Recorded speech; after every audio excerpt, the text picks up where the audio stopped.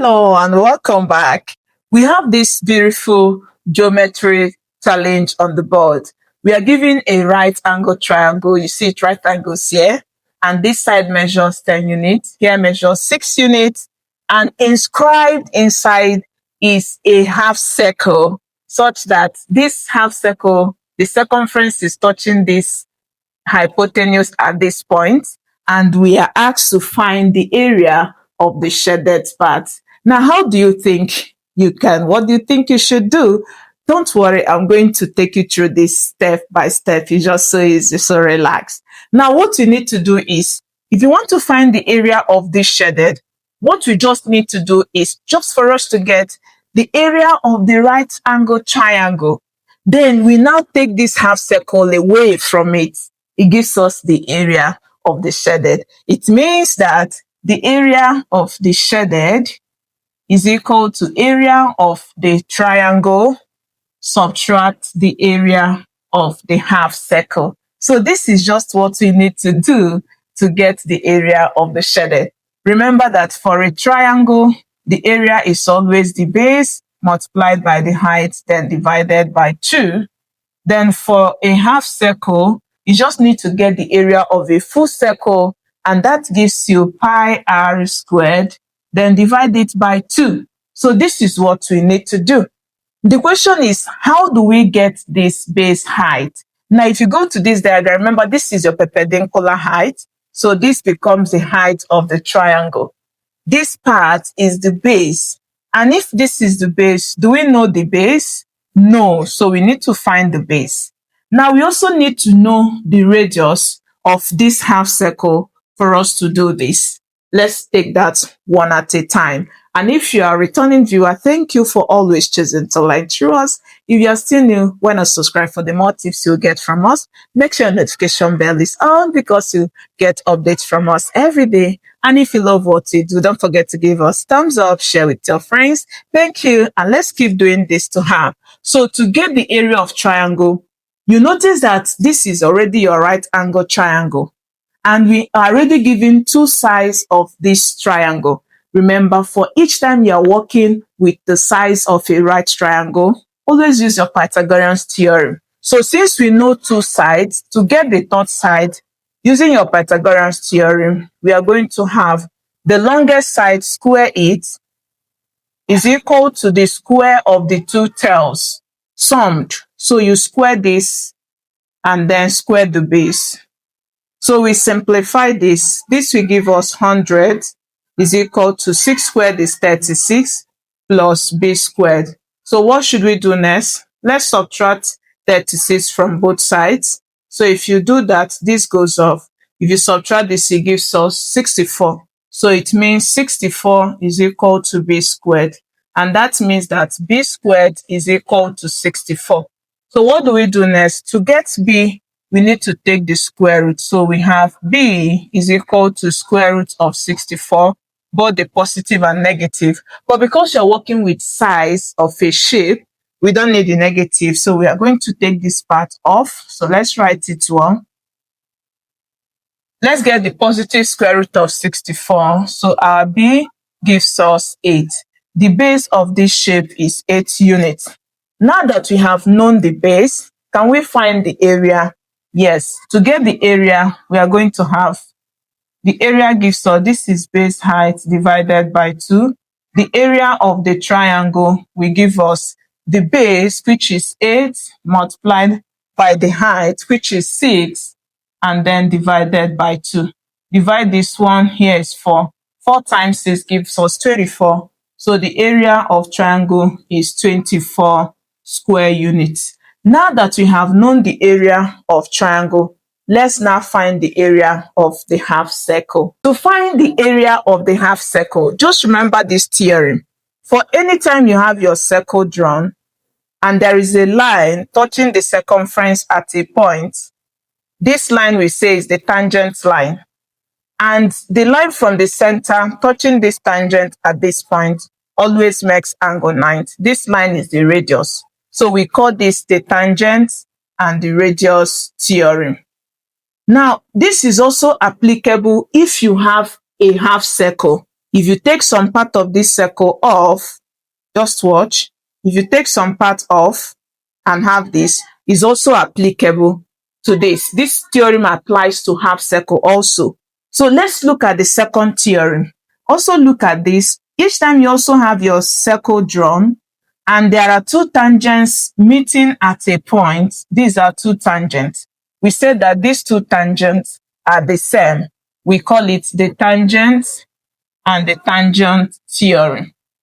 Remember that this theorem is also applicable to when you have your half circle.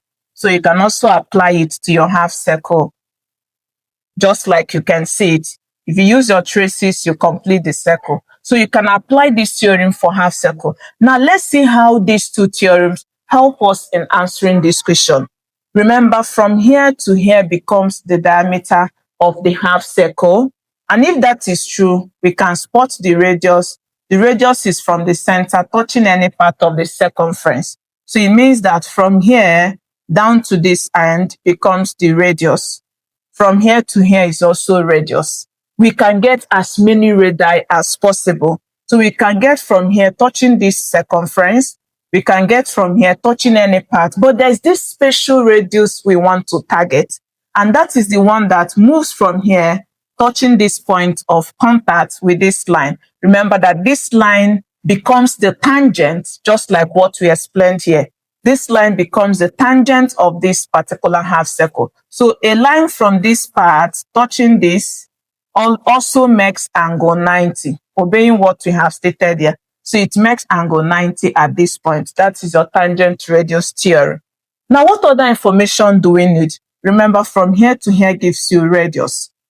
Also note that if from here to here measures 6 units, also from this end to this end also measures 6, obeying what we have here. So in that case, we can adjust this so to have it that from here down to this end measures 6, then the remaining length from here to this end will now be 6 subtracted from 10, and that gives us 4. So that when you add the total length together, it gives you back 10 units. You've not changed anything. Now you observe that we are closer to what we need. You also notice that if from here to here is R, to get the total length from here down to this end is going to be 8 minus R. So here becomes 8 minus R. And you also see that this has formed a right angle triangle. Just watch. Did you see that? We have formed a right angle triangle with this right angle here. So let's bring out this shape to help us to solve. So if we bring out the shape, this is what we have. It's right angles here. From here to here is 4. From here to here is R. From here to this end is 8 minus R. We can try to readjust it. So let's rotate it so that it looks this way. So we can have it this way. This place is 4 units. From here to here is 8 minus R. And this length is R. So what do we do? Using your Pythagorean theorem, since you work with the size of a right angle triangle, we are going to have, let's work it up here. So we now have the hypotenuse side, the longest side, square 8, it gives us 8 minus R squared is equal to the 2 tails squared, then you sum it. So we have R squared plus 4 squared. So if you simplify this, we are going to have, to expand this, just remember, for every A minus B squared is A squared minus 2AB plus B squared. So if you apply it here, you have 8 squared minus 2 times 8 times R plus R squared is equal to R squared plus 4 squared.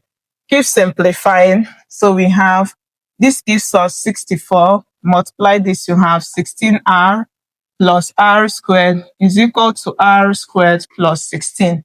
We can subtract R squared from both sides. So if you subtract, we now have 64 minus 16R is equal to 16.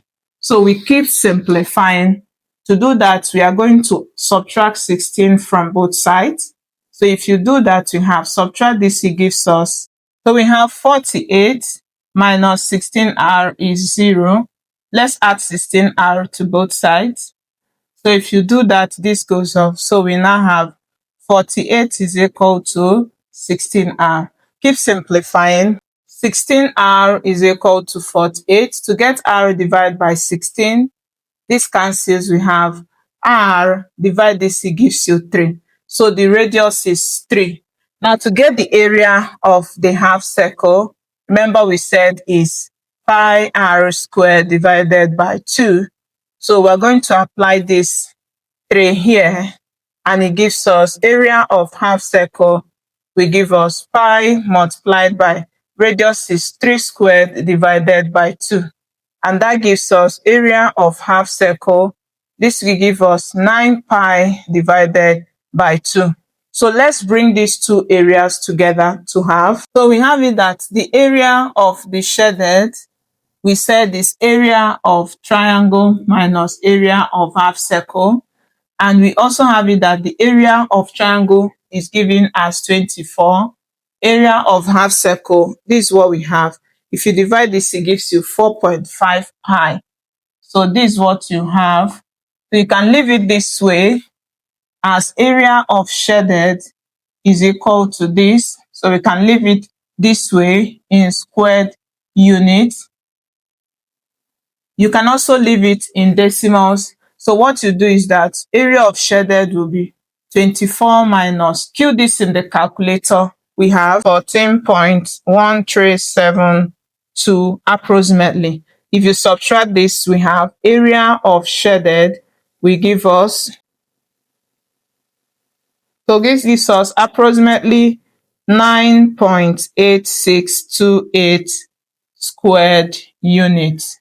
So this is another area in decimal. So you can go with this or this.